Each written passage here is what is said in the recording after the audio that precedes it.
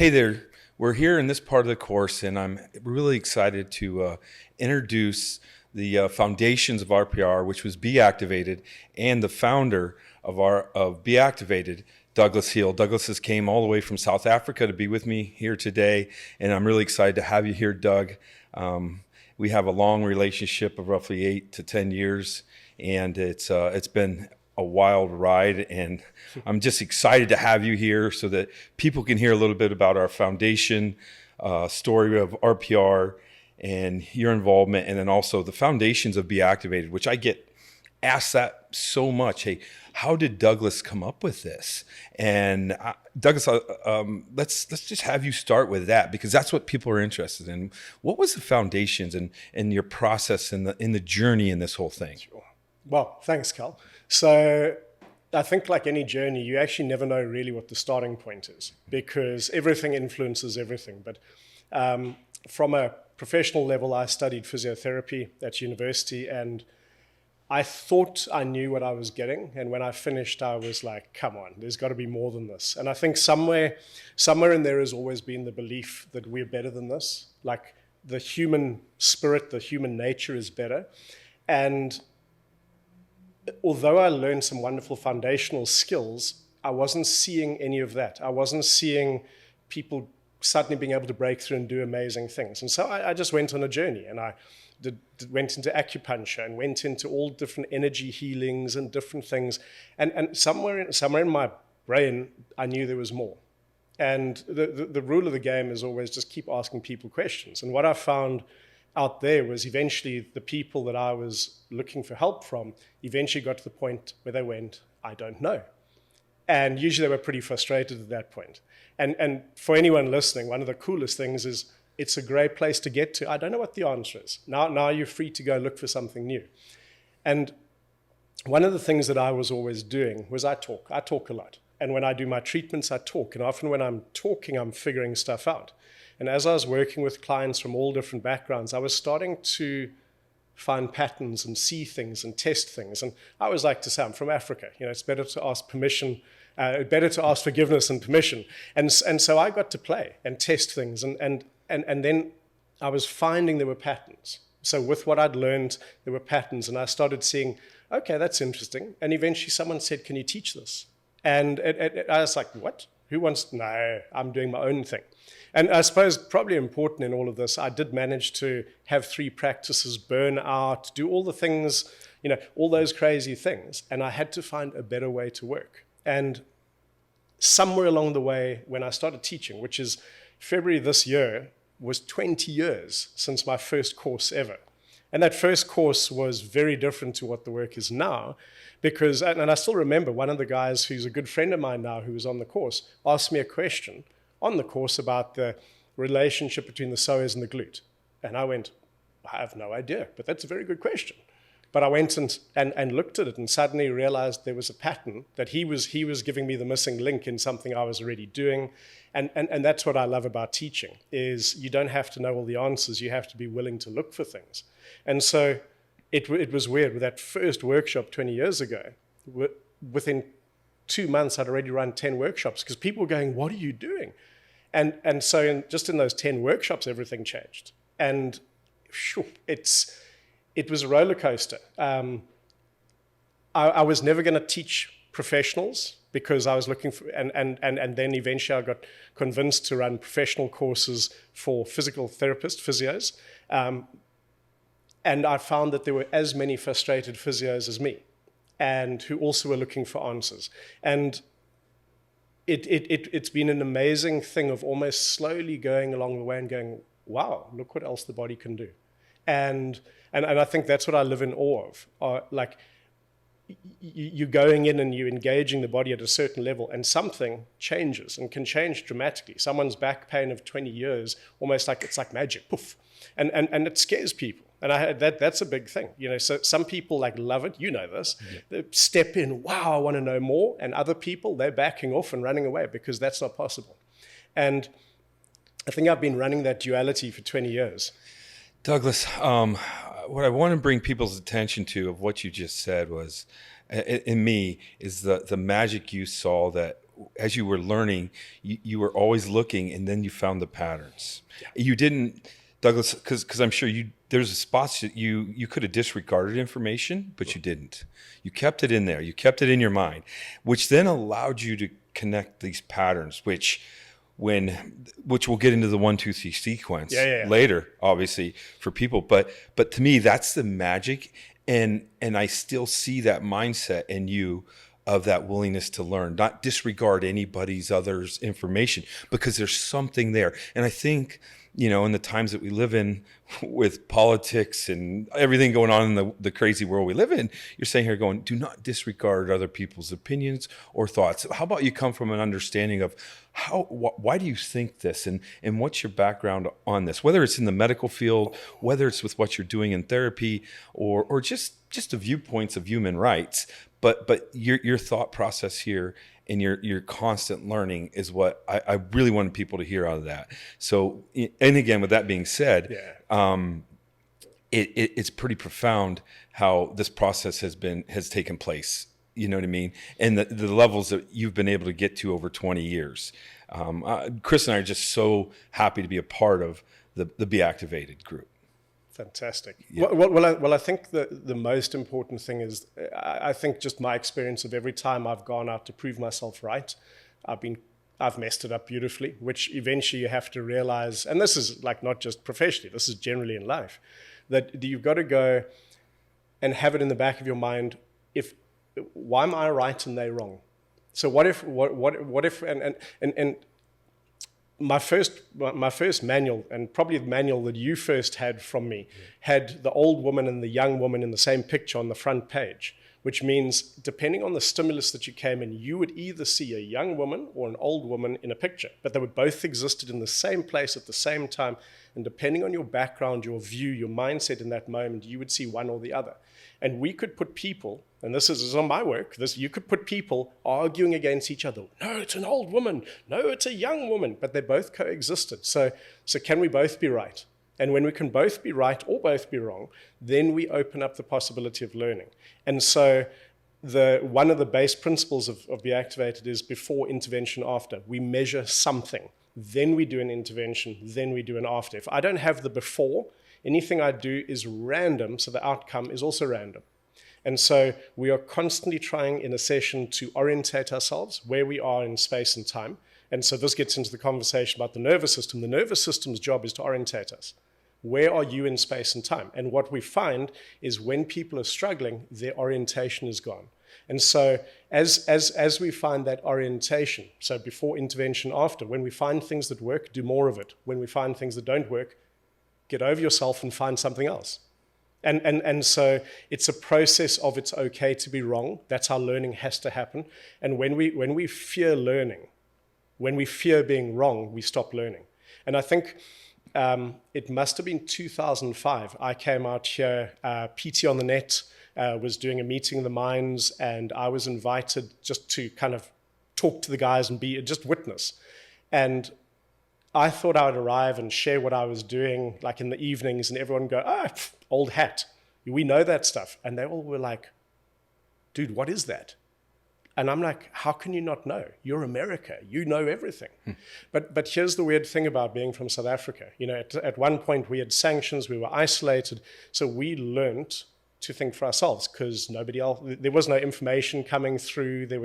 So it's part of our nature is make a plan because nobody's giving the answer. So in an education system where you graduate and then you choose a stream of learning, I'm going to follow Cal or I'm going to follow Doug, and now you only know Cal's work or Doug's work. When we're not being given that stuff, then you have to go make a plan yourself. And I'm just that crazy kid who loves playing and loves inventing, and it's some of the stuff works and a lot of the stuff doesn't, and it's frustrating, but learning is that process. And I think this is it. When someone that I've trained 5 years ago comes on a course and goes, well, that's not how you taught me.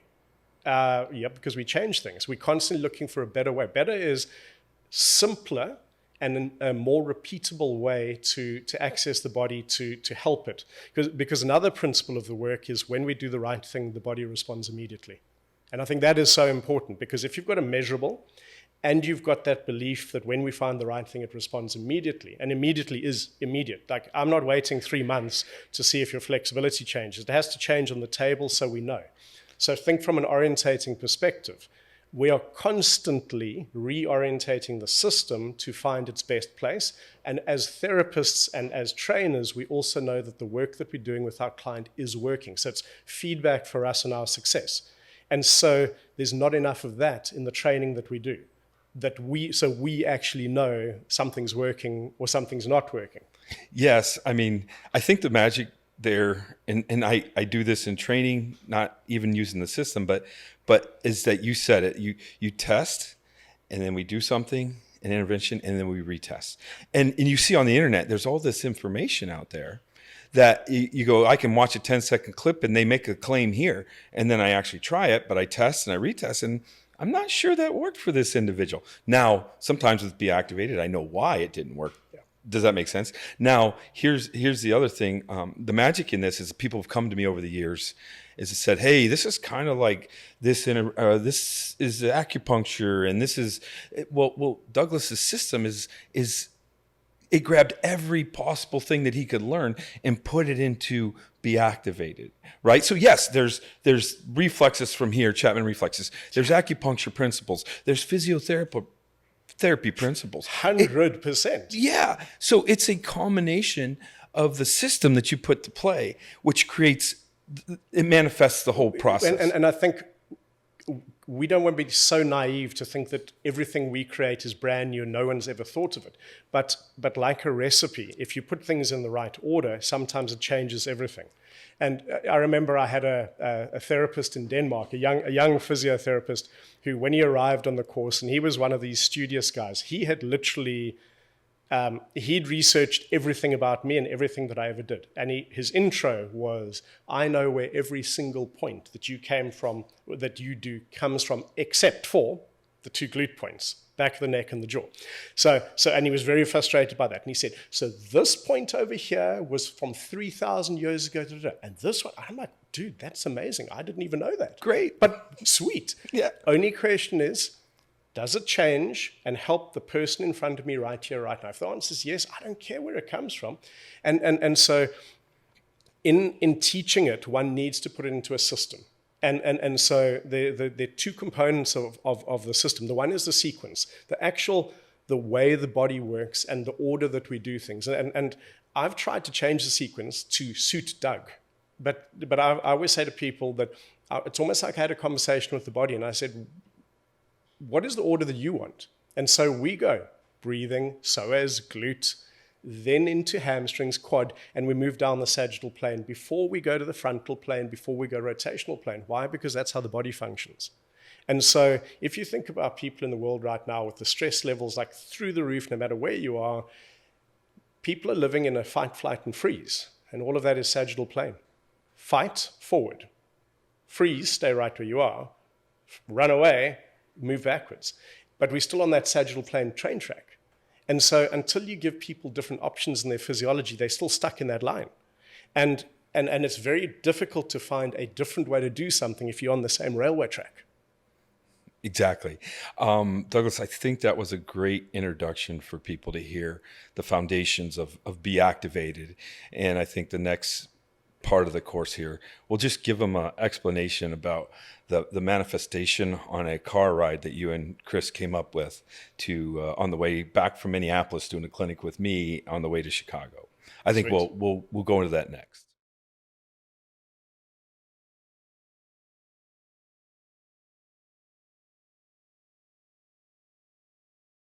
So Douglas, can you maybe explain the process of how Chris and I and you felt that, hey, we needed to take BeActivated to the masses, especially to the sporting world, and maybe that conversation that we started in Minneapolis, but you and Chris kind of took and ran with it on a 5-hour car ride back to back to Chicago from Minneapolis, and you guys had worked out a lot of things in the hopes in possibly where we're going to take RPR from this point forward. So So I think the simple thing is, when we said hello earlier, I live in South Africa. It's a long way away from the US. It's a long way away from a lot of places. And we were running, I was doing about 3 trips a year to the US to run programs that Chris was organizing.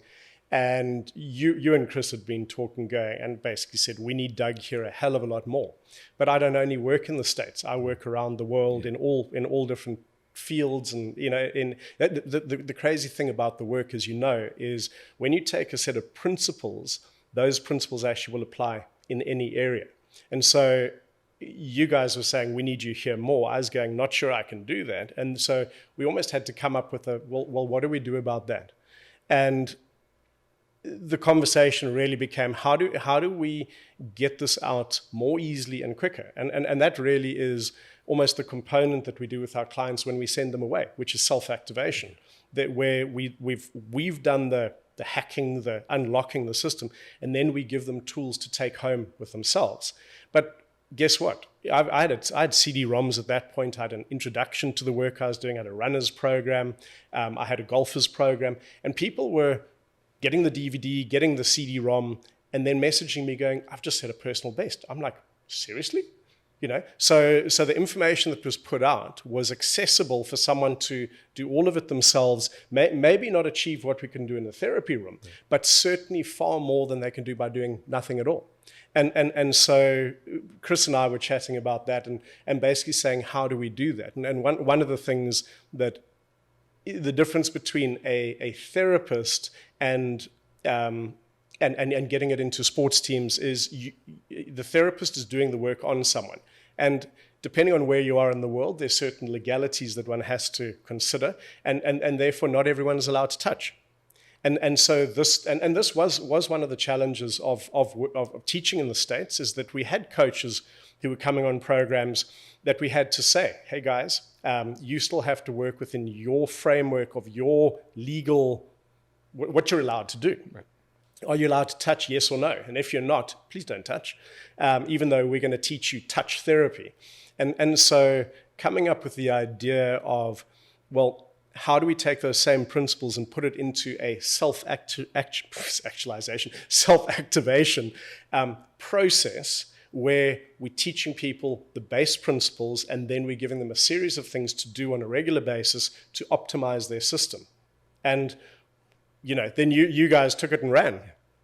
Yeah, it's been an amazing aspect. And just as you know, Doug, you're 20 years of stories that we get to hear from coaches saying, hey, I'm a new coach. I took this, and people are getting profound results, And even though in the coaching world, a lot of people just teach the athletes to do it themselves, but I think people have to understand, well, sure, Douglas can get an amazing result when he works on somebody. He's a physiotherapist, but the perspective of doing this daily in these people's lives has been monumental in the reduction of injuries, reduction of stress. And I just did a clinic with James Lavelle, and we talked about, in the lecture, I talked about how much dopamine these people are living in with the social media, and they're so stressed. And when you see that they're stressed in the lights that they live in, the social media, the aspect, young kids, and the fact that the RPR can bring them back to center, especially before they do their workout. Now, I recommend it at other times, maybe before a test, to calm them down, right? Yes. Okay, so I think that's a really important thing. Yes. So we had some of our docs implement this with Nazareth High School football team. Yes. And so the first thing that we noticed was the injuries went down. That was great. And so that was part one. And so I went and I visited and I watched the guys practice and what they were doing, and it was amazing. And I was just like, where's the breathing? And they're like, oh, we forgot to put the breathing in. So I put the breathing in. Now, here's what's interesting. Injuries went down even more, and very important, concussions went almost down to zero. Yeah, I remember that. No, really big deal there. But here's what happens. When you have the same kids on the field on a more regular basis, it's like a well-oiled system that then starts to win. And then suddenly they were state champions, and they'd never been state champions before. But it starts with safety in the system. So if my system is so overwhelmed, stressed out by all the stimulus coming in the world, it doesn't even matter what it is, then I'm going to be in a place where I'm less resilient and I can trust my system less, which means my level of injury, that risk is far higher. But if I can almost create a daily practice where I'm connecting into my system, and again, we can test you. We someone can say, hey, coach, I'm ready. And we can test you, and you might not be ready. And sometimes you go, I'm not ready, and we test you, and you really are. And that's the beautiful thing about the body. It's all, you can test stuff. And so suddenly what you do is you have a team that's working as a team, just like we want in the body. And in a team, everyone's got their right place, right role. Like if you're the quarterback, be the quarterback. Don't be the running back. Because if you try to be both, guess what's going to happen? You're going to mess the team up, right? Right. And so the same thing happens in the body. And I think this is the part and why that daily practice is so important, because when we get the body working in the right order, the right sequence, the body's an expanding system. It's almost acting on the world outside. When the right structures are not doing their job, something else has to take over. Otherwise, you just stand there and get run over by the bus.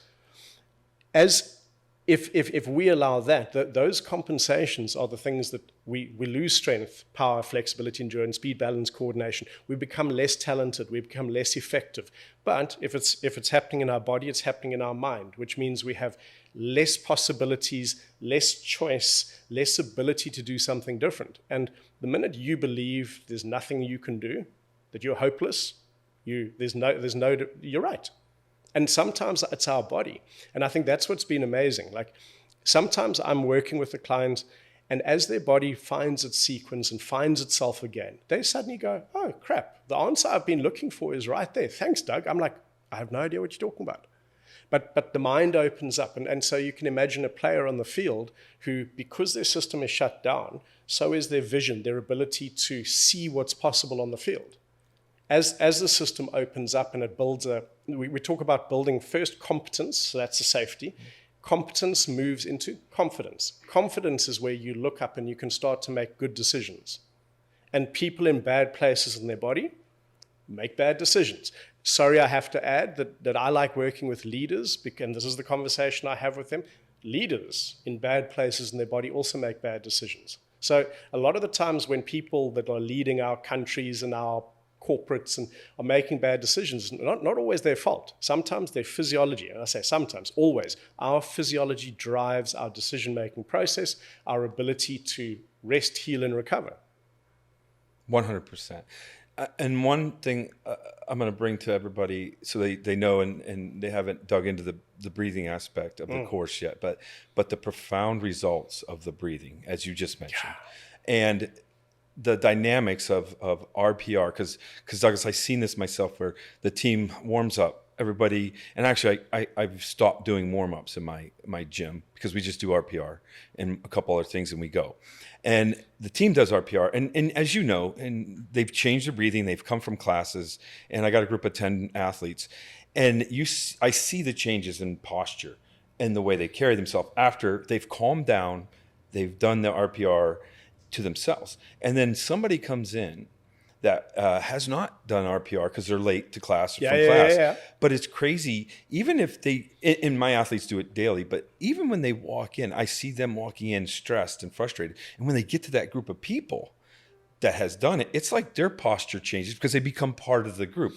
So the thing here is, I want to say is that if you can change just the structure of the team that you're working with, and then the leader, if the captain or the 2 or 3 leaders in the group themselves are in a really good spot, they're true leaders, everyone follows. Yeah. You know what I mean? So the magic is that every day, and I think it's a mental aspect of RPR that, hey, we get together and we're going to do this before. This is what we do before. And such a big thing. So from where I come from, we always look for the silent leader. The silent leader we call the meneer, the mister. And so if I want to get that team motivated, that's the person who has to buy in, because when they go, everyone follows. And sometimes you have 2 or 3 in a team, and so often people think it's the captain, the official captain, and the leader's not always that. But just like in our system, if I know that, like, for building people is one thing and hacking people is the other, which is the other side of it. And so when one looks at how easily people break down. You watch someone's breathing system. When someone's breathing changes, they're literally telling you what their system is doing. And sometimes, I'm always playing. So I will have athletes and we're just altering their breathing patterns and then literally wrestling or scrumming, and how the outcomes are instantaneous, and they even know who's going to win the next wrestle. Yes. And it's like if you knew that inside of you was the possibility, like not Cal can fix me or Doug can fix me, but I have the strategies and the tools that I can at least do a lot of it myself. Then, and particularly for young people, I wish young people were taught this stuff in school. So before a test, so I know all these answers, but I'm so stressed out I can't find them. Well, what happens if you had a strategy?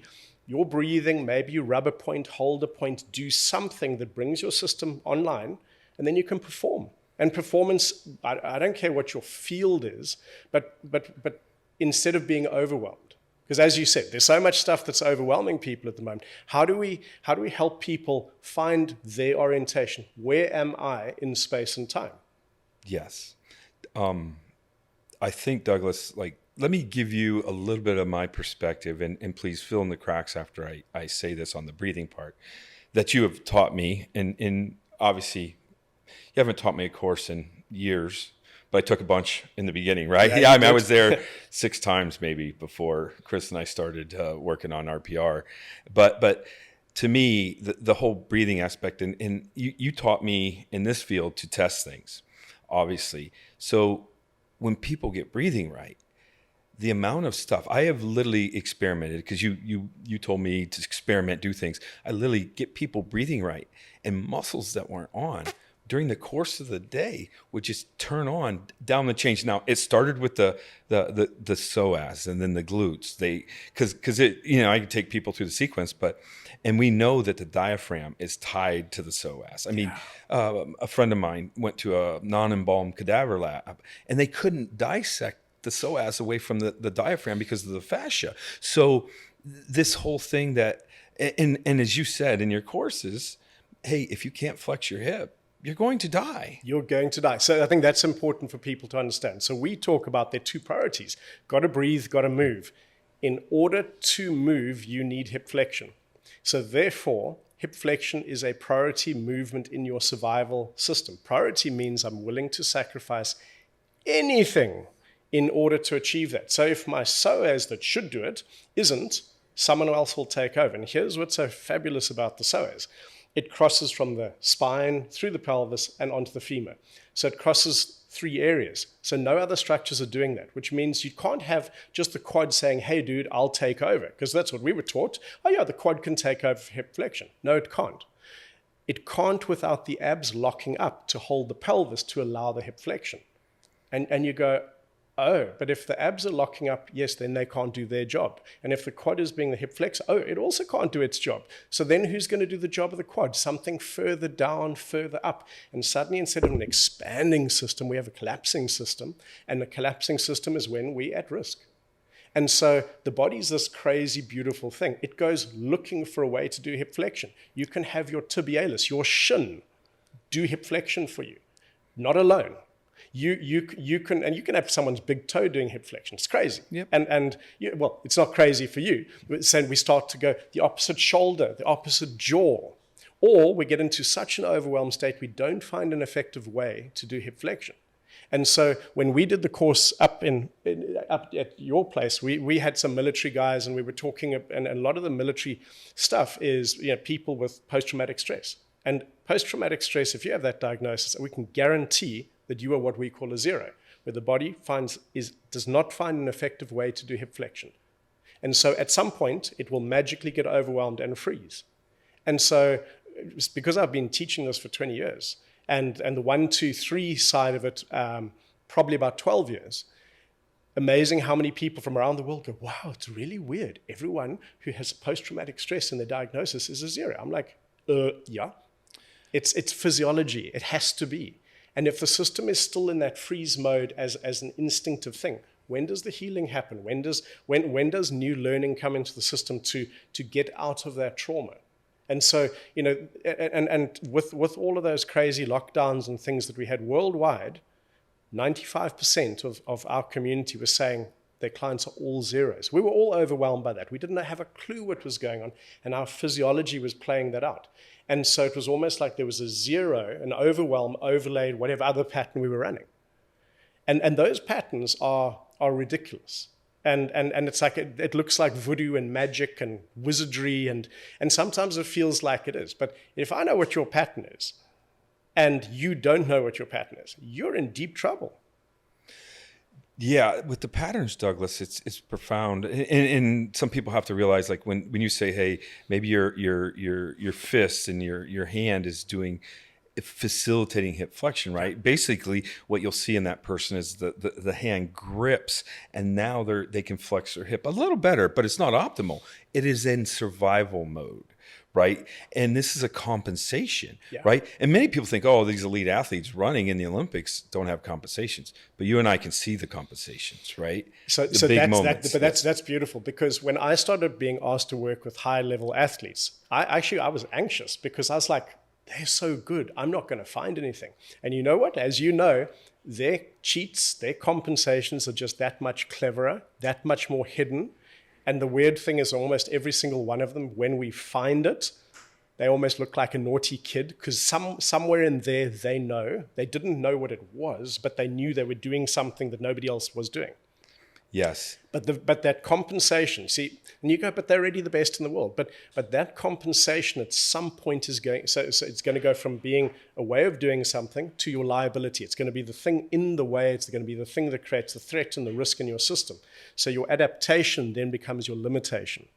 And so just taking your example of if my arm, my fist, has to tighten in order for me to drive the opposite hip, my question is, what happens if you are unable to make your fist? Well, then you're unable to flex your hip. And if you're unable to flex your hip, now you cannot meet your survival need, and now your system is at risk. And so if every time you could make a fist, sweet, you'll probably be okay. But what happens if I throw the ball up here, and you've got to open your hands with an open this, and well, now you're at risk. And we start to look at injury profiles, and behavioral profiles actually come out of it. That's where it gets a little wacky, because someone who will never put their arm up because their body doesn't feel safe, someone else will do it and every time get injured. But and you go, well, so your brain knows what it's doing, but it doesn't know how to reorganize itself. So when we teach the body how to reorganize itself, it does all the magic, it does all the cool stuff. We just facilitate. And that's also my favorite part, is I don't have to be responsible for my clients' outcomes. They're responsible. And their body will go when it's ready. It's not me. Otherwise, I'm the magician and I'm responsible. And particularly when I started, I actually thought I was the magician. It was like, ta-da! And sometimes I'd stand like Peter Pan going, ha, ha, ha, what do you think about that? But I was just blown away by what I was seeing. And I think the thing about this, we were talking earlier about the learning components, is you can't even go, I know what the outcome is going to be, because you don't. And so sometimes when you think you know what the outcome is, you've already limited what's possible. And so for me, I've watched people on workshops, at private clients, like people that I've worked with, do the most crazy, remarkable things. And I sit afterwards going, how's that even possible? And I think that for me is what I love about teaching. The teaching is designed to be so robust that I'm teaching you for the first time. You're working on your partner for the first time, learning a technique that Doug just showed you up front, and yet all the changes are happening on the table anyway. And that shows how amazing our body is. It wants to be better. It wants to be in an expanding state. It wants to be optimal. It just has forgotten how to do it. And can we remind it? And can we put it into a practice, like you guys are saying, daily RPR ritual? Yes.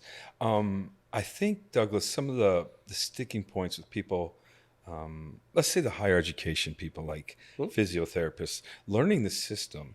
And this, I made myself aware of this a little bit more, but I had to stop. I was always taught, hey, if this isn't working, there's a weakness.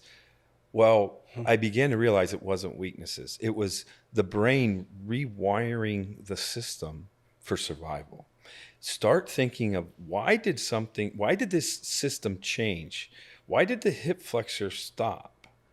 Right? Because, and the hip flexor may be a little different than all the other muscles, as we know. Yeah. Right? But why is the quad or let's say the glute med not stabilizing the hip, and now other muscles get involved to stabilize?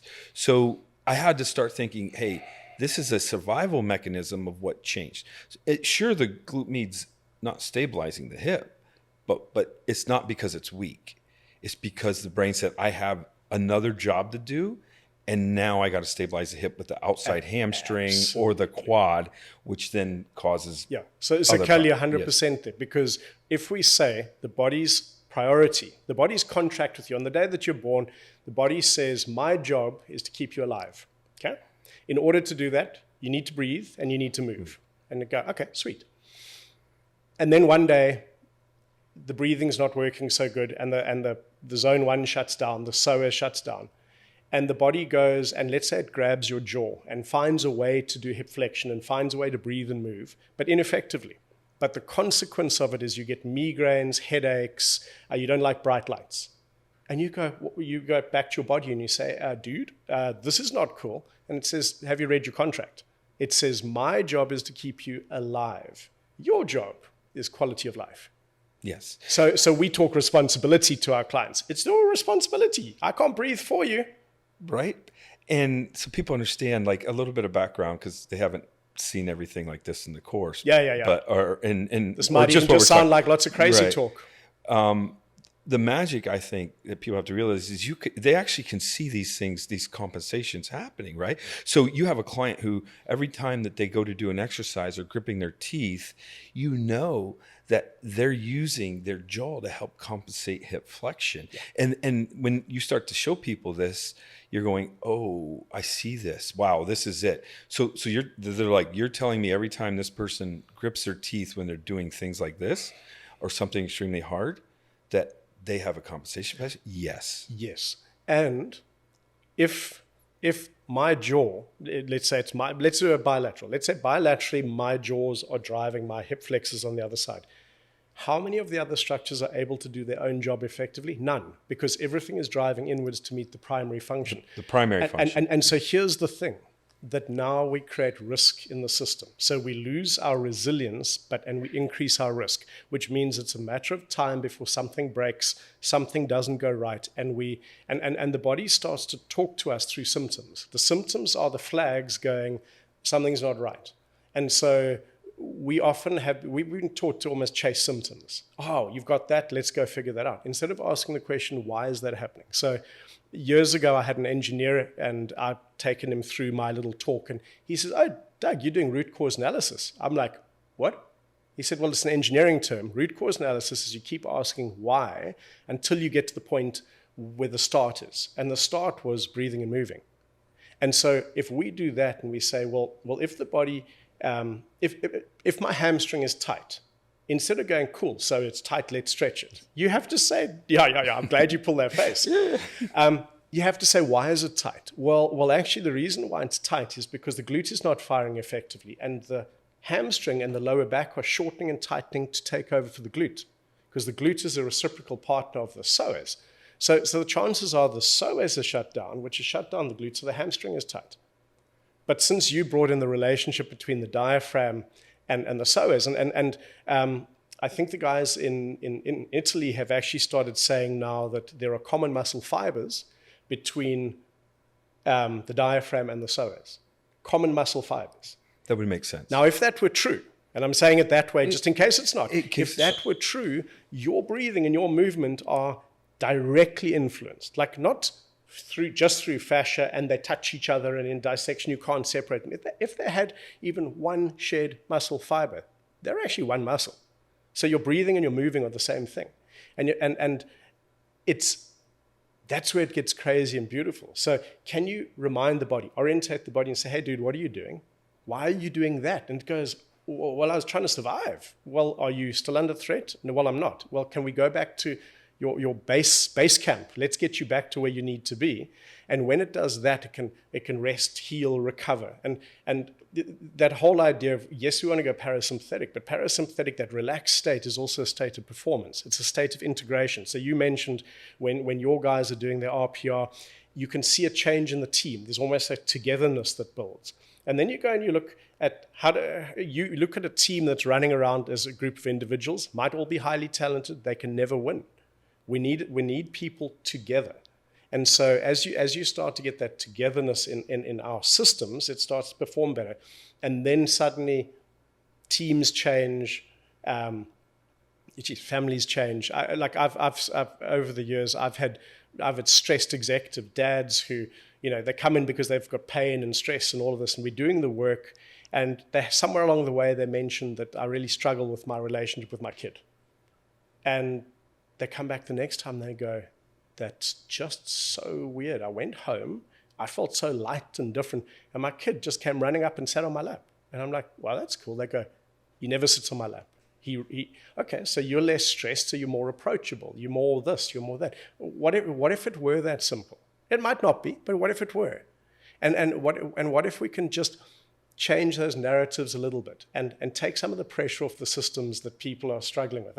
And you and I, we all have bad days, and sometimes you just can't find yourself, no matter what. That's okay. Guess what? That's okay too. Okay. We don't say every time you rub this point, magic will happen. No. But you have to have some strategies in place. So that you can, like I've been traveling the world for 20 years. I arrive in strange places and I've got to teach for 4 days. Sometimes, I'll go 12, 15 hours on straight off. And we don't do project PowerPoints and things like that. Or I don't. And we just go. And I've got to orientate myself because that's my obligation, my contract with the people that I teach. And so you've got to be able to have those strategies to orientate, to be the best you can be right now. Tomorrow, could you be better? Sure. But right now. Douglas, I think people need this more because of the world we live in, as I talked before, right? They're so stressed on the outside world. And for that CEO's son to come up or daughter sit on the lap because they feel the vibrations and the energy that's been replaced essentially because of the type of energy they were giving off and just the state of the organism. I mean, and we're even seeing kids with crazy compensation patterns nowadays that you're just like, they live in a stressed world. It's amazing.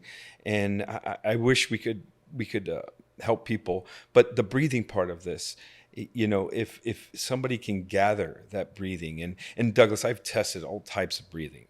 And I don't disregard them, but the one breathing method is, in my opinion, belly breathing that I've tested. And literally, I've tested many types of breathing, and they're all good. And they may have a purpose, and they do have a purpose. I know exactly because I learned those processes. But the one that never fails me to turn muscles on, to turn sequences on, is the belly breathing. And when we do the diaphragm reset, it's profound how sometimes you don't even have to coach people. It just switches automatically. Because the body wants to go to that place. Well, it's the breathing method. When you watch a child laying there, is belly breathing is what a baby is breathing when they're not crying. Or, I was going to say, the happy baby. Yeah, happy baby, right? Happy baby. They switch. We don't coach that. Yeah. And our society is, with all the stress we live under, how many chest breathers do you see on a daily basis? Just walking by, right? And this gets pretty deep in regards to the behavioral and that your interpretation of the environment currently around you. You know what I mean? So, I mean, we can go really deep. I don't think we'll go there today, but ultimately the breathing aspect, which then led me to understand, like, yep, when I took your first course, the breathing was I get it, the magic. And then the next step was the 1, 2, 3 process of this. I'd love to hear you explain it, the 1, 2, 3 process, and then I'd like to fill in the cracks of, after you explain just what I see on top of the people that I work with, how magic it is. Okay, so the 1, 2, 3 starts off with the idea about us, of our contract our body has about breathing and moving, and the moving aspect is we need hip flexion to move. So I always say to my groups, can you accept me saying that? And can we move? And can we then progress? Or do I have to show you? And we can run for an hour. Come find another way to move without hip flexion, and you can't. And we've gone. So we go. So if you can go with the idea, because you have to first accept that idea that without hip flexion I cannot move. So the psoas then initiates hip flexion, because that would be the muscle doing it. Its reciprocal partner is the glute. So now you have zone 1 set. That's right in the center. And if when I move, I'm firing from my psoas and I'm firing from my glutes. So my glute is driving. My psoas is initiating, glute is driving the movement. Everything is then a center out. So the 1, 2, 3 is that there's zone 1. Now zone 2 down below will be the quad and the hamstring, and above will be the abdominals and the lower erector spinae. And so and I always like to pull out a magic wand and say, magically the psoas is unable to do its job. And because its partner, the glute, is a reciprocal partner, it too can't do its job. So now zone 1 doesn't do its job. So now the body has to go looking for another way to do hip flexion because it's the priority. So then it goes and it says, hey, quad, can you do hip flexion? And the quad says, well, yes, I can. And if the abdominals do nothing different, and I look really ridiculous when I do this demo, I be the quad doing hip flexion without the abs stabilizing. I literally almost fall forwards, like flop forwards. And like, can someone please keep my pelvis still? And so the abs then lock up to hold the pelvis so that the quad can get the leverage to do hip flexion. So there are actually 2 patterns that run in that, so our perfect pattern is called 1, 2, 3. And we won't get too complex in the numbers, but there's a 2, 2, 3 and the 2, 3, 3, and both are very, very different risk profiles of the way the body's going to do hip flexion from zone 2. Whatever happens in the front happens in the back. So if the quad and the abs are doing hip flexion, then the hamstring and the lower back, the erector spinae, are doing hip extension, the glute's job. So there's layer 1. So cool, there you go. Let's say magically that pattern doesn't work. And once again, the body's stuck in this, I can't find a way to do hip flexion. And from way down there, the tibialis, the shin goes, I can do hip flexion. And I like when I teach this, I say, take your fingers, put it on your shin, and now can you see the direct connection to the hip? And people look at me like I'm stupid because it's not directly linked. There's no direct link. But the tibialis says, I can do hip flexion, but in order to do that, I must shorten, I must tighten. By the way, all of this is shortening and tightening, so it's imploding inwards. Shorten, tighten, drive upwards. I will now need both the quad and the abs also to work with me in order to do hip flexion, because hip flexion is the priority. And so the tibialis shortens, tightens, drives upwards. The quad and the abs now are locking even tighter because now it's a long lever that it has to keep the pelvis still on. And you find a way to do hip flexion. The calf, I have to say it that way, but for those not in America, the calf says, well, if you're shortening and tightening to drive upwards, I guess I'm the butt now.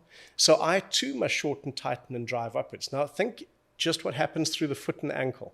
So if my tibialis and my calf are shortened, tightened, driving upwards, I've now changed my entire foot function, my ability for ground reaction forces, my acceleration off the ground, and my risk. So all these different foot dysfunctions that start to come through. The irony is because of how hard the abdominals are working now to hold the pelvis still, they actually let go of the shoulder on the other side. So someone who's running a pattern like that actually gets an unstable shoulder on the opposite side. So sometimes someone with a shoulder instability on the opposite side is running what we call a 3-3-3 leg. Now, right now, most people, their brain should be hurting and going, what craziness is this guy talking? It is crazy. But this is the body working so damn hard to find a way to do hip flexion because it's a priority. So now let's say, we've got to take the breath to let it go. We wave the magic wand. The 3-3-3 leg isn't how it works. And so the body goes, whoa, how are we going to do this? Opposite shoulder goes me, or opposite jaw. So temporalis, masseter, sternocleido, we can shorten, tighten, drive downwards. Now, there are 2 different patterns. There's a jaw driver or an arm driver, but this must shorten, tighten, drive downwards. But guess what? It recruits all the way down to the foot. So the foot has got to drive up. This is driving downwards. So notice that we are trying to get an explosive movement with a collapsing state. you can never win.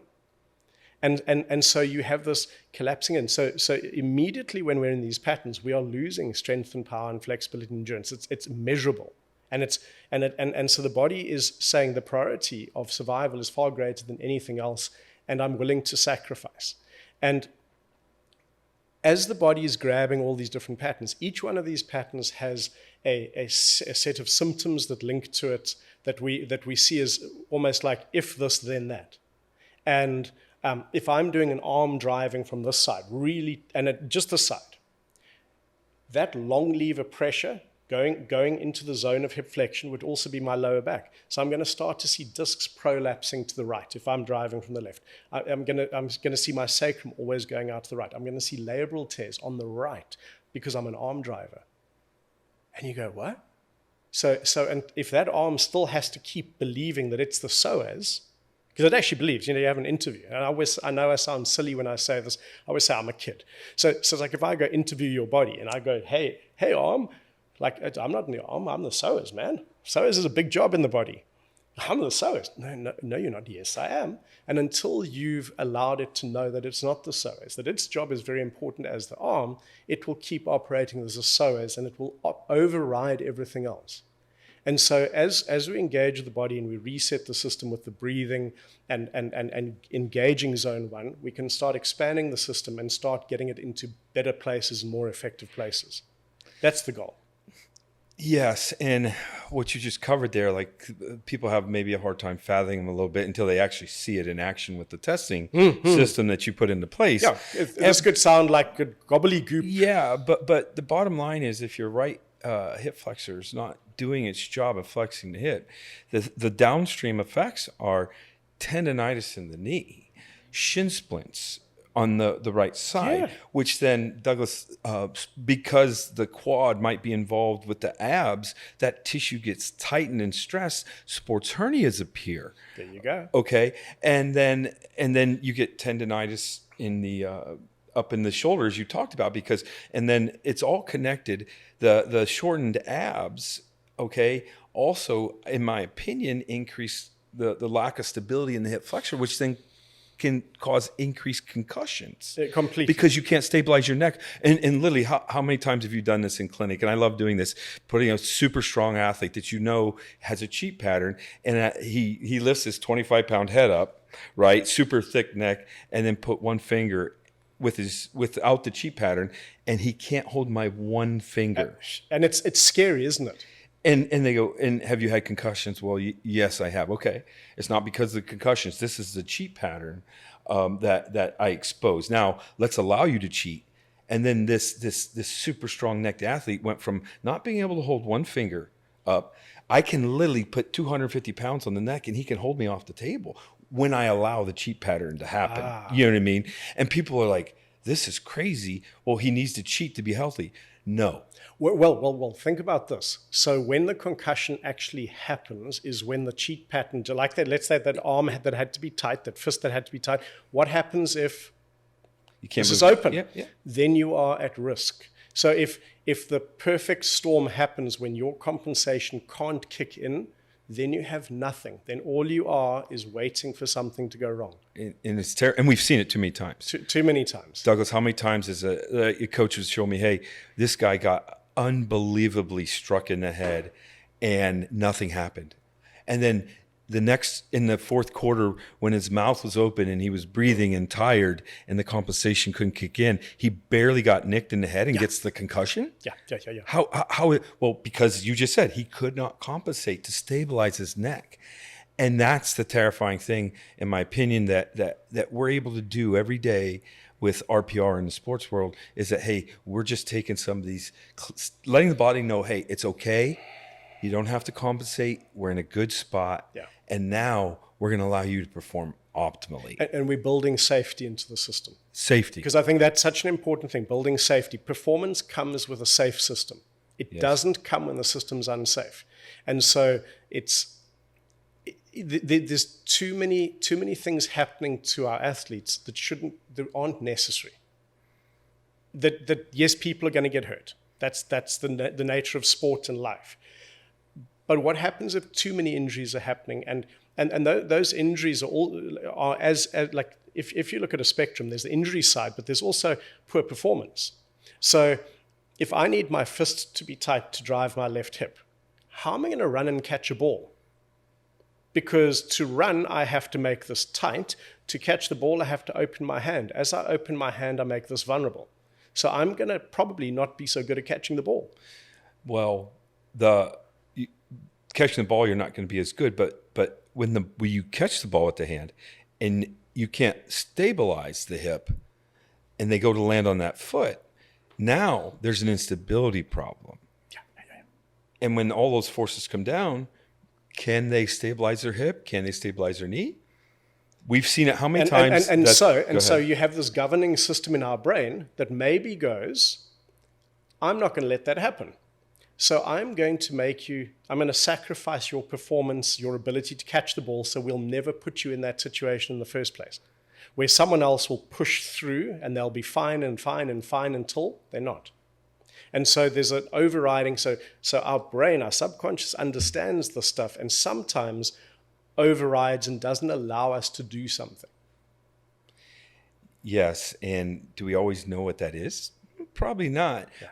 But your system and the compensation patterns of the 1, 2, 3 and the 2, 2, 3s that we've seen gives us some answers. Retrospectively, especially when I was first learning the system, I was like, okay, somebody brought me an athlete, ACL, non-contact, when they landed their football receiver and they had caught a ball, and the cheat pattern was the ball was, when they caught the ball with his hand and then they landed, they didn't stabilize because they couldn't squeeze their hand. And that opposite leg was the one they blew their ACL on. So and literally you can test it. They can't, if they have them hold their hand open, the slings and the entire system is not working. There's something wrong. Now, when they squeeze their hand and stabilize, then the whole system turns on. But that's a compensation pattern. This is unhealthy. And we want our athletes to be compensation free. So then the margin or the window and the grace part of this whole thing is that they can absorb all these forces and not. So their resilience is resilience is raised. I mean, Douglas, I tell people 2 years ago I had one of the best teams I've ever had, and we were only doing RPR 4 times a week. We did it in 2 workouts and on game days, but we went the entire season without a day missed of soft tissue. The only days missed is we had 2 broken bones. And was the only time, and it's profound, right? So a lot of people go, no, rubbish, not possible, and so we're not saying we're right here. We're saying, but what if? What if we can keep people on the field longer, safer, more stay to play kind of thing, versus constantly having systems fatiguing, breaking, and I think it was Tony Holler, that we both know well, who said a long time ago when he did some training with me about, it was something like every year 5 million kids start sport in America. And within 3 months, half of them are already gone. They've stopped sport. And part of that is because they feel they have no talent, they get injured, they get hurt, all of those things. What happens if there's a sequencing problem that makes them feel ineffective, unsafe? The body says no, and suddenly they lose the benefit of team sport, connecting, physical activity. And what happens if we could find simple ways to address their systems to help them? Doesn't mean we can save everyone, help everyone. No, we're not. We'd love to do that, but that's not real. But what happens if we can bring a different way of thinking to the same problem and see if we can get a different outcome? Because if we're always solving with the same thinking that creates the problem in the first place, you're going to end up in the same place. And I think for me, all of this starts with, have we been thinking about this right? And if we go, which is what I believe, the body is amazing. It's making choices based on physiology all the time. And if the physiological indicators and feedback into the system aren't giving good information, then you're going to get bad information coming out. So if we clean up that information, that our brain gets to make better choices, it will choose a better, like that nervous system will fire in the way it's meant to and do what it's meant to do. And then it's holy crap, step out the way and just be amazed by the possibility that's there. And I think, 20 years in, I can't leave this work because every day something blows my mind. Stuff that I did not think was possible. Someone shares a story. It doesn't have to be me doing the work. Someone shares a story going, Doug, there was this person. This is what happened. I'm like, no, really? And it's like, and I just did this, or I just did that, and their body suddenly opened up and let go. And so it's we have so much more inside of us that we can tap into. And when I know that I'm responsible to find more in me, then I stop having to go looking for answers outside as much. Doesn't mean the answers out there aren't good. There's some great answers out there. But I want to do it from a base of what's my body doing? What do I know that I'm capable of? I can manage my stress response. I can manage my physical response. I can influence outcomes from me. I can't influence what you do, but I can influence me. And if you do something and I manage myself better, what I do with what you do changes. That sounds like a little cryptic riddle right there. No, that's, as you say, like I receive a lot. I know I shouldn't get shocked or surprised, but I still do at times when I find things right on my own. And well, just talking to you, I run into my gym and I try things after our conversations. But to hear the stories of one coach, even just took our online course, and he oversaw 700 athletes at his university, in that he had a 50% drop in injury rates of the soft tissue. And he's like, once my athletes learn it, like we get through the 12 resets in like 2 minutes, because he's like, and they know, like they go through, hey, everything feels good. They hit a spot. Oh, I got to stay a little longer in that spot. You know what I mean? He's an excellent coach. And they're learning about themselves. Hey, yeah. So I just want to share this with you. Years ago, I was at a golf tournament in Scotland, and I'd made a mistake. I'd got a schedule clash, and I actually needed to be teaching in Cape Town. So the best thing would be stay in Scotland for the whole event, but I left on the Friday night, and I landed in Cape Town, so 12-hour flight, landed in Cape Town at 6 a.m. in the morning, and at 8 o'clock I was teaching. And so when we started at about probably 9 or 10 hours, doing stuff around the diaphragm, I always used to go, you should be able to, and smash my chest, almost beat my poof, poof, poof. And I knew I could do it, except I was stressed, I was tired, I'd traveled, I hit my chest and I nearly knocked myself out cold. And everyone's like, you want us to do what? And it was like, no, that's crazy. So my chosen environmental stress that I created for myself had shut my system down. And so the body's always giving us feedback and information. So when your kid who's rubbing points suddenly goes, oh, why is that one? Okay, so I'm going to linger just a little longer there because that one's telling me something. I'm not quite as switched on. And like, whew, okay, there I am. I'm back. And so the body's a feedback loop. And I want to know what my body's doing so that I know where I'm at. Because again, orientation, where am I in space and time? You want your athlete to know where they are in space and time. Then they can be good at what they do. If they don't, usually the person that knows where they are better is the guy that's going to win the match. Yeah, 100%, right? And just those stories and the power of the system that we can help people that are influencers take 700 people and put them in a better spot. Whether they ever grasp the entire system or not, it doesn't really matter. They just know that they're doing this, and this is something they can fall back on. I think I really like what you say there. I think that's a big piece. You don't always have to understand everything about everything before you implement something. Sometimes you just have to implement simplicity and let it happen. And in developing this, there were a lot of things that I had no idea why it worked, but I knew that it did. And every time I did it, I could replicate it. And so I could teach it, going, we're going to do this, like the glute points. You know, when I first started, I went on like Lovett's theory, you know, and which is a spinal segment. If you take the L5 and you twist it that way, something in the top has to go the other way to compensate, to keep balance in the system. And so I was just going, whatever happens at the top happens at the bottom. So There's a spinal reflex at C2 for the glutes. Hey, what happens if we look at the soft tissue? Oh, wow, look, every time I test someone's glute and it's shut down, the back of the neck's tight. So suddenly there's a rule of any tension, any tightness, any discomfort at the back of your neck means your glutes aren't firing. And you go, huh? But I've been doing this for 20 years. Yeah. And so, wow, there we go. But here's what's interesting is when doing that, 50% of people, when you work the back of the neck, the tissue changes and everything holds. But there's another 50% where it doesn't, which means we haven't found the root cause. There's more. And that was when this part here suddenly was linked into the jaw, sure. That nasty jaw point in there, because this across the cervical is holding a line of tension. If you can't let that go, so we go in there, this lets go, that fires the glute, and then you go, ta-da! And so therefore our jaw is actually influencing our hip function. In this particular case, it doesn't even matter what pattern you're running. And you're like, wow, the body's amazing. It's finding a way to keep you going, to keep you alive, and it's willing to sacrifice a whole lot of your joy.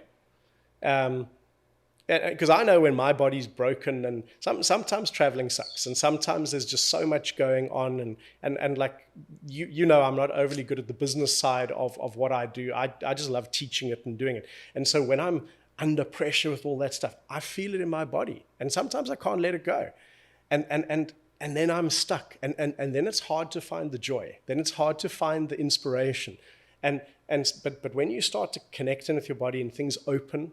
Geez, the joy is there. And I'm always amazed, and I don't know how many times this has happened to you working with someone on the table, where someone gets up and you go, and they walk, and you, how do you feel? And instead of going, oh, I feel lighter, or my pain's better, they go, I feel happy. Oh, I feel, and what? You feel happy? Oh, I feel happy. Well, that's kind of weird. And there was one particular guy from Norway, friggin' 6'11", ginormous man, and he's like, I never feel happy. But there was a point in his jaw that when we let it go, he felt happiness. And even his friend who drove home with him said the way he drove on the road, this was the most aggressive driver you've ever met, who was like this peaceful, happy person. You go, okay, so what happens if something in our physiology collapsing also robs us of joy and happiness and connectedness and being able to have connected conversation, because our physiology says I'm not safe, so therefore we can't trust each other. And it's not because of you, it's because of my physiology. And so there's a ton of implications that goes in with this, and this is the stuff that pulls me in all the different areas that I work and get asked to, will it make a difference here? And I always say, I don't know. Let's play, let's see, let's find out. And sometimes we're blown away and amazed by the possibility within our physiology. Well, I mean, the deep layers of this, we have no idea the true response, because to go deep inside, like the profound results of putting somebody into a better state of mind, not being, let's say, angry all the time, the reduction in cortisol, just in blood tests or saliva tests or the blood tests that I've seen where people implement the system on themselves for a month that are highly stressed, actually things start to get better. I mean, even you're like, how can something like this maybe affect insulin sensitivity? Well, the insulin sensitivity is caused by inflammation and the stress that you live under, which then if you start to get to the root cause per se, you're reducing all these things, and now you're in a better spot, right? That's what people don't. There's a vicious cycle that can happen negatively, but there's also cycles that can happen positively in both directions. I think there's a lot of two-way streets. And usually when people come to us, it's when their cycle is going downwards. The market is on the way down. And so our goal is, how do we change the direction of your trajectory there? And how do we help you find, it doesn't mean that every day is a good day. Sometimes you have a bad day, but your bad day is better than your old good day. And so one of the things that we joke about in this work a lot is you have people coming in on day one, their problem list is extensive and they're moaning and groaning about absolutely everything.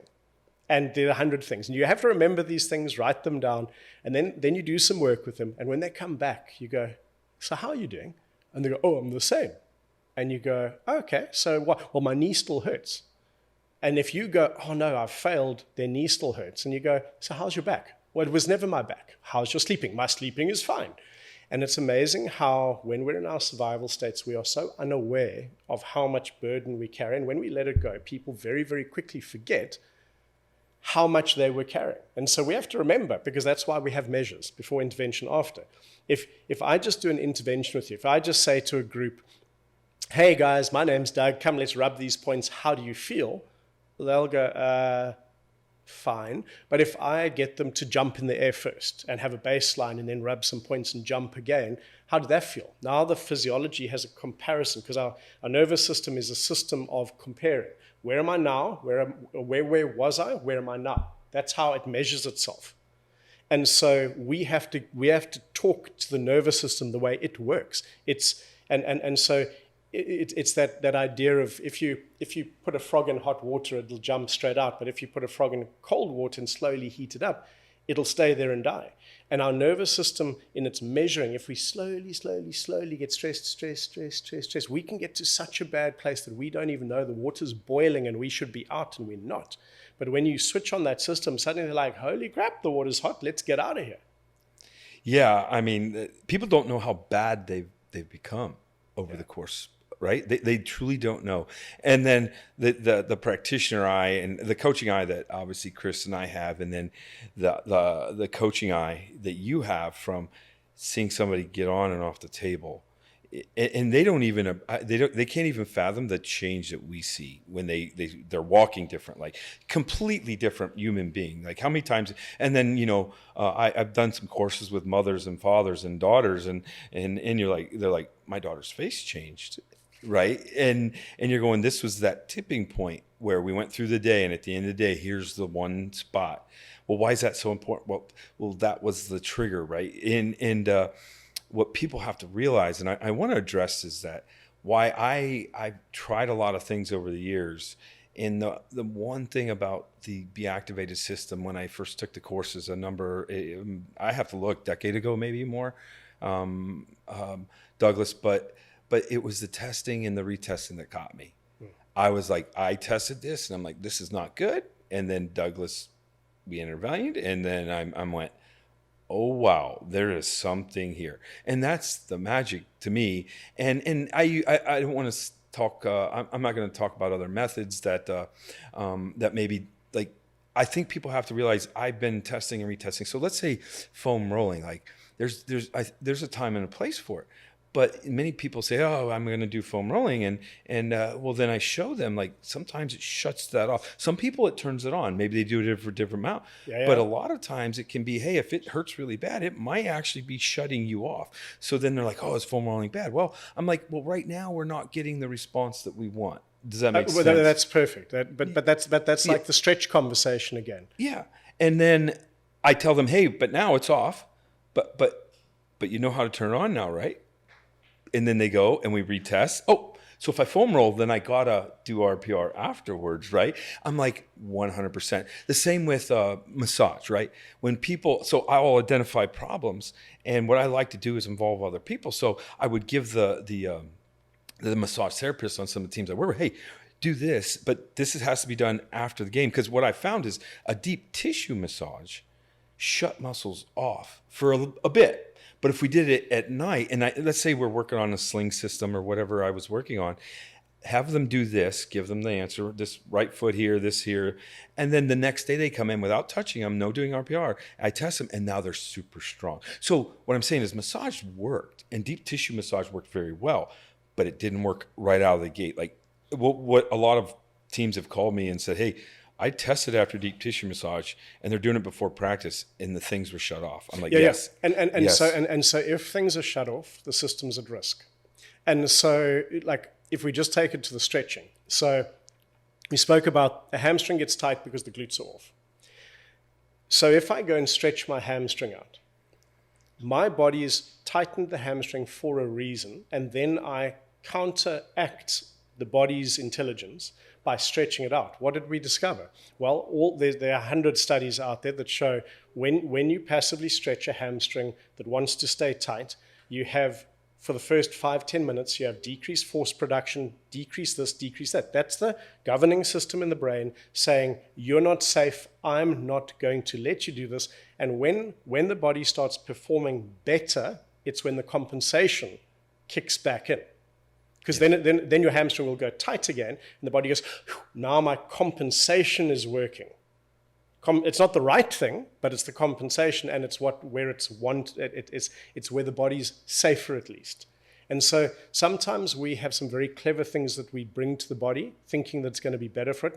And I'm a kid who plays, so I've got all these things I experiment with, and it's amazing how many things I've screwed up in myself.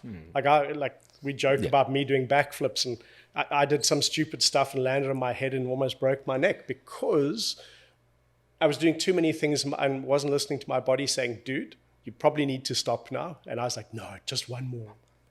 Right. You say this, Douglas, and I just happened to get out of a conference that we did all weekend with the Elite Minds, it was called. And James Lavelle went into some detailed stuff about microcirculation. And in his lectures, he talked about, and he's an expert with blood and all types of aspects of supplementation. But with that hamstring being tight, what people don't realize is that with the hamstring being extra tight, and now you're training it, it decreases its capacity to move things in and out because the capillary's in there. And then when you're training it so hard like that, you create more inflammation because things can't be it's almost fighting against inflammation is the body fighting against itself. An imploded system has less space to move, so therefore it's coming up against itself. So example like your knee, instead of your knee being a floating joint, it's a compressed joint that rubs together and everything gets angry. And inflammation is actually trying to force space. Yes. And it was crazy that like, if you know this compensation in the hamstrings there, how much the vicious cycle starts with lack of circulation, because just 10% extra tension in the hamstring reduces blood flow up to 30%, they found, right? So then the hamstring can't recover. So again, the hamstring is just getting beat up because not only is it doing the job of the glutes, it's getting worked more. Yeah. It's more tense. There's no time to rest, therefore no time to recover. Yes. It's a constant. Because it's always on. It's always on. Yeah. So I tell people, and I got it from my friend Hank Krajinoff. Hank said the hamstring's made for running, not walking. The glute should be pushing you forward, right? And obviously the hamstring's involved a little bit in the walking, but what we're talking about is now when the glute shuts off, the hamstring gets really involved in walking, and then when you go to run, it's not in a good spot. So just the circulation and the ability to feed that hamstring and get inflammation out of it, which could then go systemic, because now you have a large tissues with all these compensations that are causing the inflammation appears because it's not in a healthy spot. And Jim sees it on blood tests all the time, and it's pretty profound, right? So, but then that resilience is just getting chipped away. Absolutely, and so the body. I like to talk about cruciates because there's some simple things about, studies show that when you have a cruciate repair, with a cruciate repair, 50% of the repairs are successful, right? As in they don't re-tear. But when we start to break that information down, the people who don't re-tear also don't go back to the same sport that they were playing before. So therefore we change our behavior. And so you're talking about the hamstring and less blood flow with the capillaries being compressed. Now think about if I'm a 3-3-3 leg, okay, so the tibialis and the calf, short, tight, foot is totally locked up all the time. Now imagine I add diabetes on top of that. And you start to go, hang on, every time I move, I have to have that shortened and tightened and holding, and I have a secondary, third, all these other things attached to it. that then has a consequence. So what happens if we can resequence the body? Does it give it a better advantage not to have to become a diabetic foot that gets an ulcer, that gets a this and gets a that? And so I've seen things where a foot that has no circulation, as the body starts to open up, suddenly the foot's changing, the movement's changing from something hasn't moved properly for 5 years to is different color, different blood flow, different everything. And you go, okay, I wonder what that means. And so I never extract and say, oh, that means every single person is this. But I've seen things where it's a different foot. Well, I mean, I think people I've seen it where, and you have too, where somebody got injured in sports, and maybe that was the end of them, right? The end of the career, because it was time, maybe too, also. But you're going, but these connected little injuries that just seem to be getting worse, that they've never been able to clear because that compensation is still there. And Douglas, it's magic how all this works together. I'm talking about microcirculation because of the compensation pattern, but then it affects the blood work, which then if everything starts to inflame because you got kids and your lifestyle, then the inflammation can be associated with beating up your gut, and then the state of the brain and depression. So the domino consequence is huge. Yes. And so I almost think that if someone comes in and is listening on this part, then they go, what's that got to do with anything? Well, the thing is that if we can help your body open up, expand, breathe better, move better, then a lot of these things can start to let go, and we can start to reverse that consequence. We can start to pull back some of that control of our system instead of it being running out of control in the wrong direction. And so that hamstring that learns to let go more effectively has better circulation, therefore. And so we want the positive aspect. Yeah, well, since we're on the hamstring, I want to give people like maybe a great nugget that I found, Douglas. And you probably will either go, yes, of course, that makes sense. But one of the things I found is that I have devices that we measure like blood flow and oxygenation in the various muscles when we're training. And one of the problems is that the blood could get to the muscles, but the veins were less effective in returning it. Okay, especially when we had a hamstring problem. Mm-hmm. So then the one thing that correlated with that was actually we found that if we got the athlete a calf massage, that it actually, and then the hamstring, it actually increased the blood flow, and we got rid of that problem. But the point is with that is that compensation. Let's say their calf and their tib are doing all this extra work. It actually can reduce the blood flow up the chain, the entire system. And then people think, oh, my legs aren't in shape because I burn more than the other my partner beside me when we're doing the same work. Well, no, it might be a tissue problem, which is an efficiency problem. Yes, yeah. Right, from the compensation pattern that exists. And it's magic when you can say, hey, they have a tight calf because they've had a compensation. I clear the compensation, the calf loosens up. I actually try to get them to a massage therapist to get that calf loosened up really fast. Because I mean, I'm talking, we're worried about the next game in 2 days, right? Yeah. So many of my athletes, but it's magic. And then they go, oh, I started working with you 5 days ago and now I'm in better shape. You're not in better shape. We're just in a better spot because of these. You're so efficient and the resiliency, but you have a tight calf and eventually you're going to have problems with your feet. You're going to have like bone density problem, right? You're going to have shin splints, all kinds of things that transpire. Absolutely. It's unbelievable. And it's so dynamic. It's a biological systems concept, right? Where there's so many different biological systems in our body. And even though we're talking fascia and compensation patterns, it's associated with many other things from organs. It goes back to Chinese medicine, right, Douglas? But I think what I always like to come back to is, and yet we can bring in a simple intervention that can influence all of these things. Because I think one of the challenges is that we go so deep down the rabbit hole that we start to see 100 problems and we think we have to solve 100 things. And often there's one solution to 100 problems because they're actually all the same thing. So when we understand that a collapsing system will create all of those things, yes, and we say, how do we help it expand? And we keep it simple. Because I think almost the cleverer we get, the more we can measure, the more we think that we've just discovered a new problem. No, we've just discovered another way of measuring the same problem. And we have a way, you and me, between BeActivated and RPR, we have ways to engage with the system, to invite it. Now listen to that word, invite it to do something different. Because the body can say no. Yeah, and again, we're empowering people to take that on themselves, right? Yeah. And that's the magic, because I get joy out of helping somebody and showing them, but there's a little bit more joy nowadays when I say, hey, you can do this yourself right here. Yeah. Like this is your thing. I helped you find it, but now you have to take care of it. And there's probably the biggest piece that I want my clients to always learn, that they are responsible for them. When we're always making somebody else, my coach, my parents, my this, responsible for my outcomes, well, I'm never in power.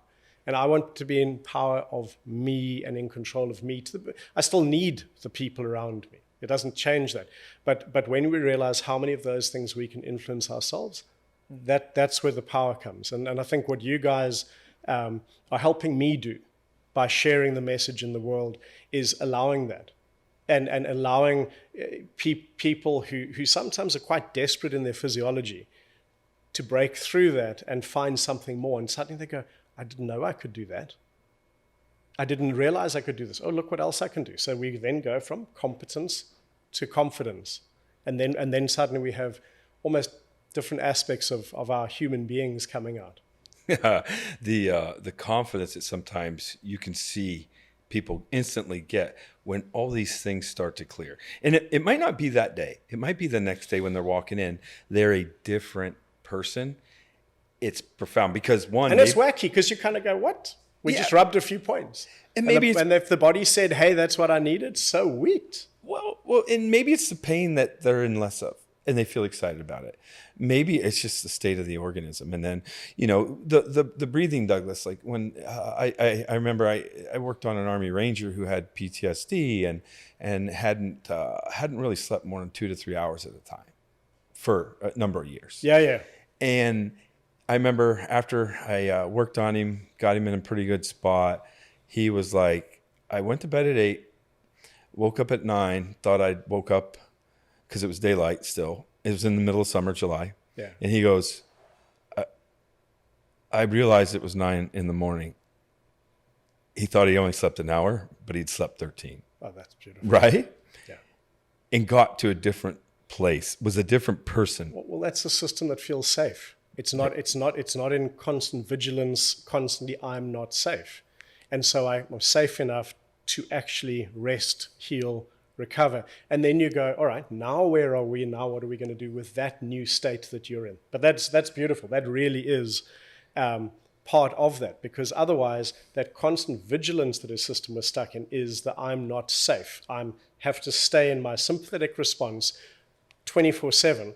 So I can grab sleep because I have to, but I can't drop into sleep and I can't rest and I can't heal and I can't recover. So therefore I stay in the same scenario, the same outcomes, the same narrow corridor of outcomes. And we want to say, well, what happens if there are more?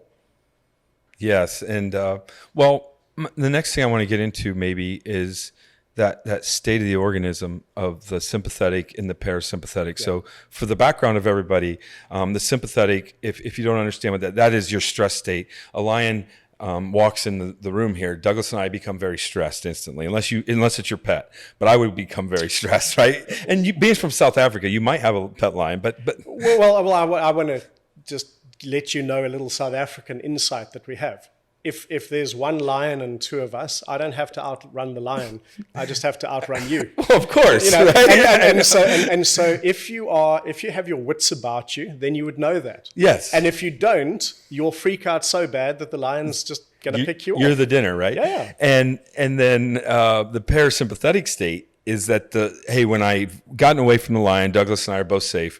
We're free. We're sitting at the bar drinking about the lion story, right? That's a good time, right? Yeah. So your body's recovering. But to get to that point, Douglas, and I'm going to use my elite athletes. So we can measure these states, and I do this. And I remember after my first course, I was measuring things with HRV, heart rate variability devices, and I took my laptop to Douglas, and I was like, Douglas, look at the amount of shift that we saw in this human being. I had a number of tests. But I showed some people at the company, and they're like, you screwed up the test. It's not possible to have that's it. Significant Because one of my change. docs in Cape Town was using the same software. Because when you said, "Oh, I'm using this one," which is the Mega Wave, at that time, I go, "Oh yeah, I know that. Here are my crazy measures." And it was like, you can't change somebody that much, but I did. Right. And so that is how easily influenced our systems are in good ways and in bad ways. In bad ways, right? So, and when I say this, so I'll use it from an elite, I'll give a elite example of elite athlete, but ultimately when my elite athletes and when they're in good control and they're doing their RPR, so somebody can go into a squat rack and be super sympathetic because they're working really hard, their heart rate's at 180. And in one extreme was I've had a wrestler that 34 seconds later was able to have a 65 beats per sec or per minute heartbeat, right? So when I say this, my most elite athletes can go really sympathetic, but they calm way down really fast. Yeah. And that's what happens with BeActivated and the RPR system, is that you give that body control to do more of that. Now, you're not going to be that level unless you're highly trained and you're in control of everything, right? Now, and then what happens to somebody that's super stressed is they never get back to that unstressed state. So it's not just, hey, I worked out 2 hours and now I'm in a relaxed state. It's literally, it happens in between interventions, like 50 times in my workout. One of the things that I've always used as an analogy for this is like, why is it important to have a slower heartbeat? So when your heart beats, let's say I'm at 60 beats per minute, I have enough time in between each beat for my heart to actually have a bit of rest. If I'm at 90 beats per minute, I don't have as much rest time, so therefore there's a problem.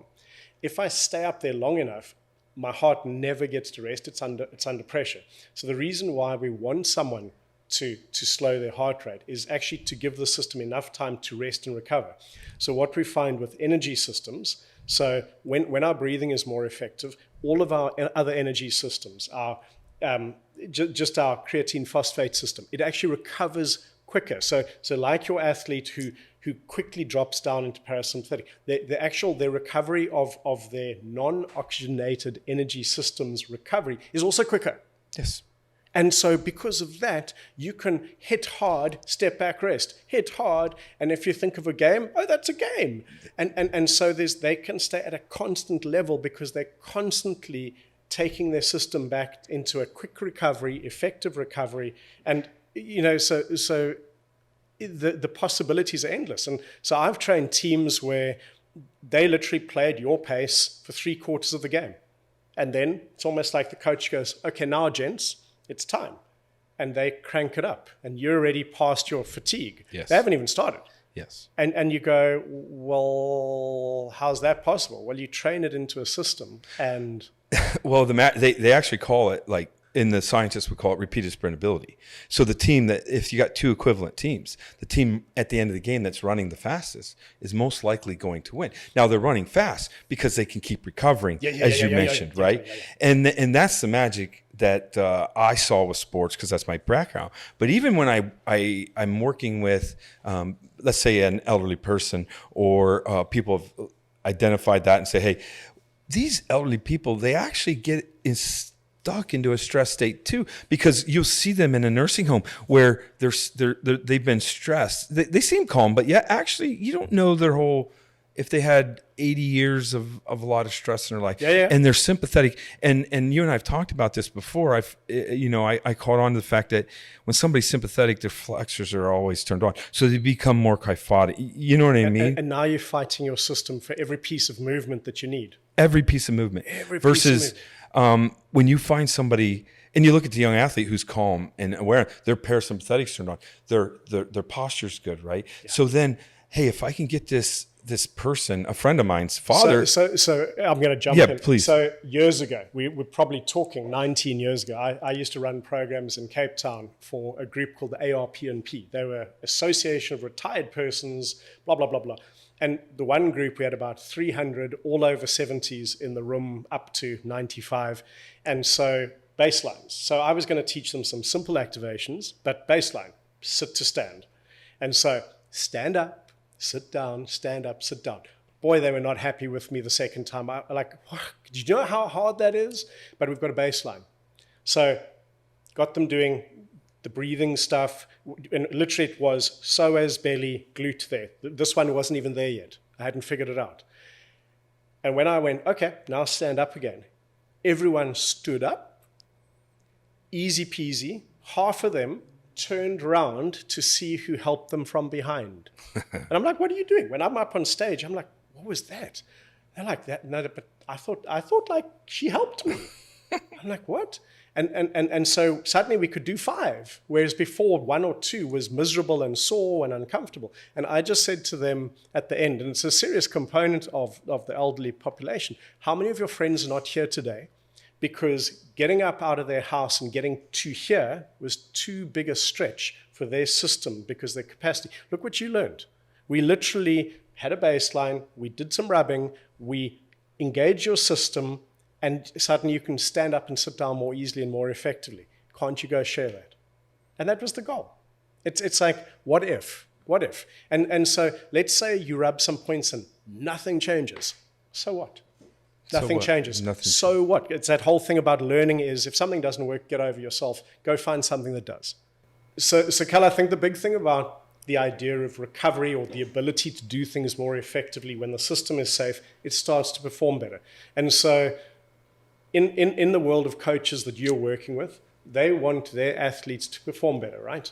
Yes. And so sometimes those athletes are injured and helping their bodies recover from those injuries more effectively, we want to help that. But sometimes they're not injured, they're just not performing at the level that they want. And so the idea is that when we resequence the body, bring in the BeActivated, bring in the RPR, they can be more effective. Because at the end of the day, the person who's probably watching this, yes, there will be athletes, but there will be coaches, therapists, trainers. They want to help their clients more effectively. So really, a client who recovers quicker performs better. But that recovery quicker might be more energy for the system to heal more effectively. So all of that plays into this, that as we're breathing more effectively, as we're expanding our system, creating more space for the blood flow to go through.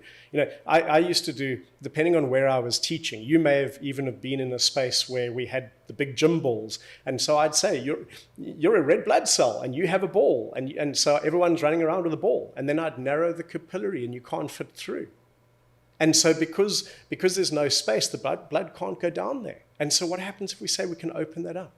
And so as we open up the body and we open up the system, it opens up the efficiency of the system, the potential for performance. And again, what does performance mean to you? For you, working with an elite athlete, they want something in the Olympics or they want something high end.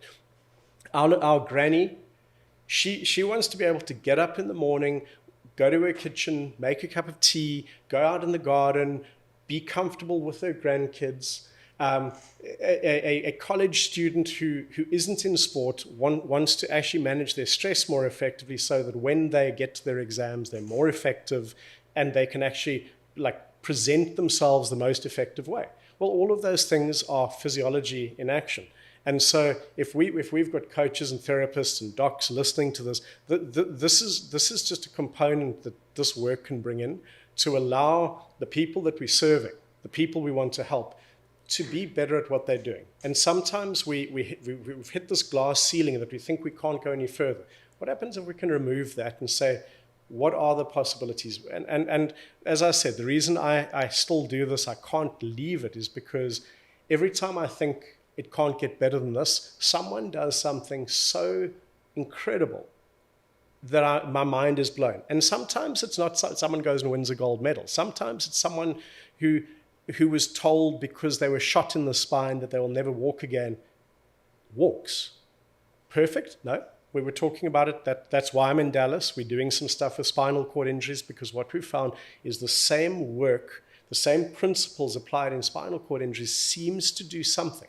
Does it change everything? No, we're not. That would be silly. We're not here to do miracles. We're here to support the system and allow it to be the best version of itself within the limitations that it already has. And sometimes those possibilities that we can create are insane. And sometimes this just makes someone feel a little bit better. And either way, that's a win. Well, the wins that we get out of this are, I mean, I have thousands of all my life failures. I tell are great, right? Immense, but and I don't let them bother me. But the wins that you get to see from the system, Douglas, and which brings up the point with hey, I want to do this method, new method, or I'm going to go get a chiropractic treatment. Well, I tell people, hey, if you do RPR or be activated before you go there, you'll adjust easier. And guess what? You will stay out. You're less likely to lose that adjustment, because now we've gotten rid of some compensations and the tension throughout the body, and or recovery method. So it's allowing the practitioners to be supported and more effective in their work too. Exactly. Because we want everyone to be more effective. That really is the goal. And that, when I first started my first course, it was Pilates trainers, and then we went physios and chiros and osteopaths and doctors, and we throughout the world we've got a vast array of people from different backgrounds, coaches. You've got a coach who's doing high school stuff, and you've got a coach who's a life coach, but they're still using it. It's sometimes we have psychologists who realize, and in counseling, that if they can help their client engage in their system more effectively, it's easier for them to counsel them. We've set up stuff in drug rehab facilities where it's the first thing they do when the clients come on a 3-month program, because it gets them more into their bodies. It just helped the work they were already doing be more effective. It's not the thing that made the difference. It's something that calmed the system enough so that it would learn a new way more effectively. Yeah, that's great. And I think with the hopes that if people can understand the value of the system and the magic, I call it magic, but it makes sense to you and I. But the magic of this is that, hey, we just need to get people started on using it. That's the huge thing, because we can talk about this. You know that we could sit here 24 hours and we'll still be here because we love this stuff. But the thing is, if someone doesn't do anything different, nothing changes. And so to just think about stuff, sweet. Go do something. Go do something different. That's what I always say. And with my clients is when I've handed over responsibility to them, if they come back and they say, I'm about the same, I go, did you do what we agreed to do? And the answer will always be, I was a little busy. All right, so I'm going to watch you do it. You're going to pay me, and I'm going to watch you rub your points, and then you're going to go, wow, I feel better. Cool, now I'll go do that in your life. If we don't put action on our thoughts, then it's just a thought. Yeah. I think, Douglas, this has been great. We're going to end it here, and we're going to have a few more of these. I'm really excited about it. And this will kick some things off to hopefully we can help a lot of people. Well, I really appreciate that we get to have this conversation, because it's well overdue that our communities are meant to be together, and they're meant to talk, and they're meant to share, and so we can help more people and find those places where the real need is. And so I really appreciate that. Thank you. Thank you, sir.